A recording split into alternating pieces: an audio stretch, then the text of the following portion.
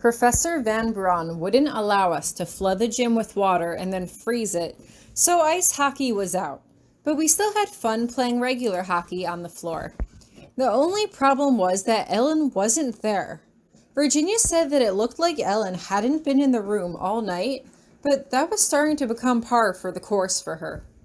From the way she talked about it, it sounded like they might have had some kind of a falling out, but that wasn't any of my business, and I decided not to ask her about it. Even still, Virginia let me head back to her old room to see if Ellen was there and wanted to talk one-on-one. Fortunately, Ellen was there, just not in the state that I expected. As soon as the door opens, I can see that Ellen is sobbing, her face full of tears. I've never seen her like this before. She has seen me cry more than a few times, especially last year, but I had never seen her or Virginia cry at all. Potsdam, Ellen manages before I can even ask her what's wrong. She burned the pictures and I've got detention and she told me if I do it again that I'll be expelled. Expelled? I ask blankly as I quickly shut the door behind me. Did what again? What pictures? I did something I shouldn't have, Ellen admits. I bought a disposable camera at the mall and used it to take pictures of Musette and some spells I cast. You what? I want to scream at her, but I remember where I am and keep my voice in check. I was doing research, Ellen insists. How can you be so stupid? I hiss at her. Don't you understand how dangerous that is? I'm not stupid, Ellen argues. And it's not dangerous. How is it dangerous just to take pictures? Lots of ways, I insist. Did you even think about how the camera might react to the magic? That's what I wanted to find out, Ellen replies. I designed a step-up protocol starting from the ground in case the atmosphere... She lets her voice trail off. Never mind, it doesn't matter. It didn't work anyway. I just shake my head.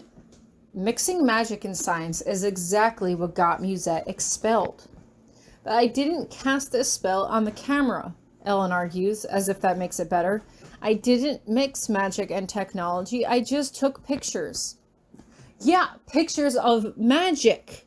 I shake my head again when a sudden thought occurs to me. Wait, do you still have them? No, Ellen says, the sadness in her voice palpable. No, Potsdam destroyed everything, so I don't even have my data. You said she burned the camera after you bought it, right? I ask. So how many pictures did you take?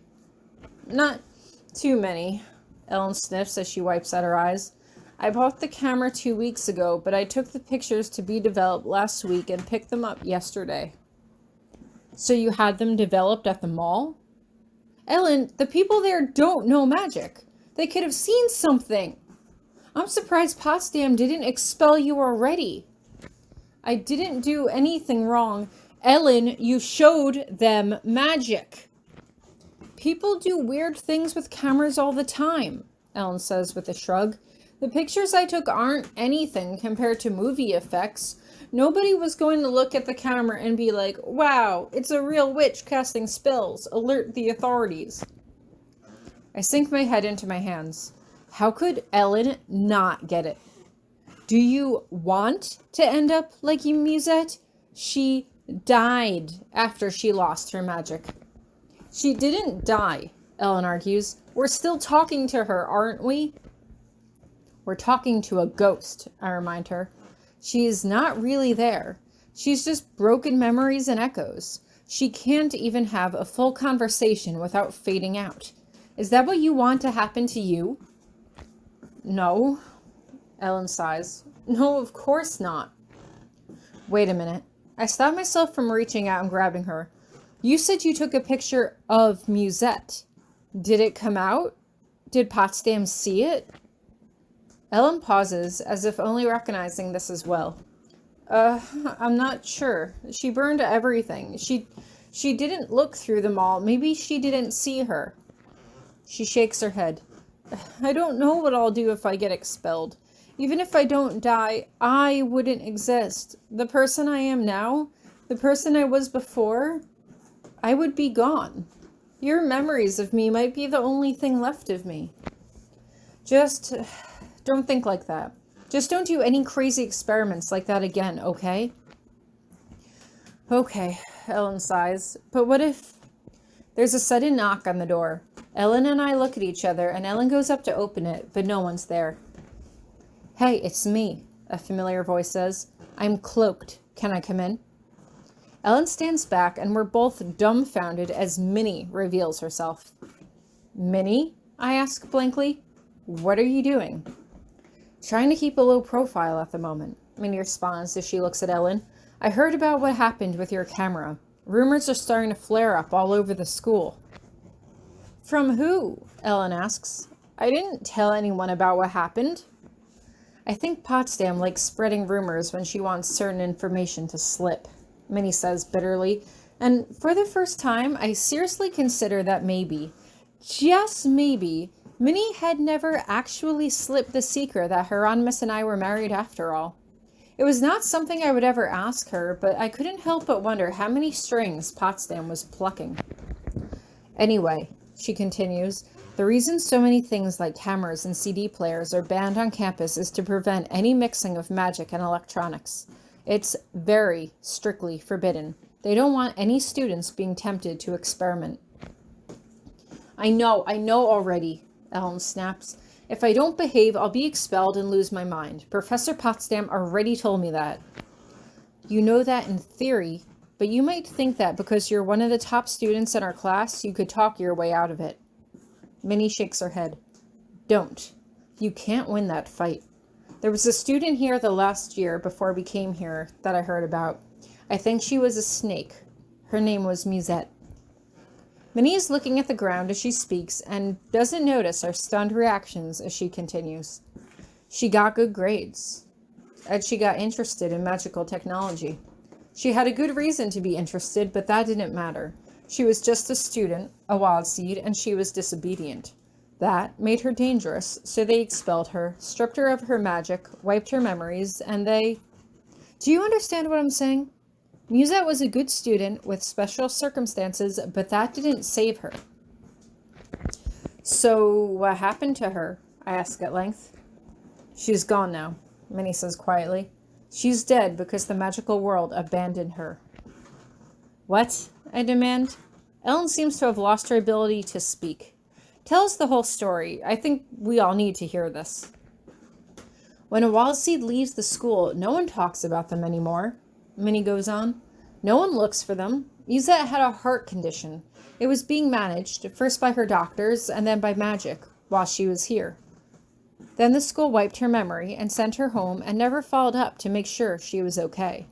The doctors that she had before didn't remember her. Her records were erased to make sure that no one would worry about the checkups she wasn't going to get while she was at school. Most likely, no one knew she was struggling with her heart until it flared up again, and by that point, it was too late. I'm quiet. It made sense. It made a lot more sense than I wanted to admit to. What about the professors? I ask quietly. Do they know? Why would they? Minnie asks as she shakes her head. She's not one of us anymore. They don't care about her or anyone we lose. She turns back to Ellen. Ellen, I hope you understand. I'm not trying to scare you. I'm only telling you this to help you. It's easy to think that it's not fair and that if you point out to the right people, it'll be fixed. But that's not what happens. Not here. I don't want you to be another sad story. Please don't challenge this. Just follow the rules, okay? Ellen just nods. Okay, good, Minnie says with a sigh. I should get going. I wasn't here, and we never talked about this, but you can always come to me if you need advice or any study tips. Thanks, Minnie, I say as she cloaks herself again and leaves the room. Ellen is quiet for a few minutes, and I give her time to collect her thoughts. Do you think what she said was true? How would she know? Her parents are really involved in this kind of stuff, I explain. If anyone would know the truth, it would be Minnie. So, what do we do now? Ellen asks. Well, I say with a sigh, Musette is still here. We can ask her if she had a heart condition. That might help us put more pieces together. Ellen just shakes her head. I want to be alone now, Tori, if that's okay. Yeah, of course, I say gently. Anytime you need to talk or you're ready to talk to Musette together again, just know that I'm here for you, okay? Ellen nods and I give her a quick nod before I head back to my own room. Rumors were just starting to flare up around the school now, which meant that it wouldn't be long until Hieronymous heard them. Hieronymous, who knew that I was spending a lot of time with Ellen lately. Would he suspect that I had done something like this with her? I take a deep breath. At least I wouldn't have to lie to him. This time, I really didn't know anything, and I was almost surprised by how good it felt to be innocent.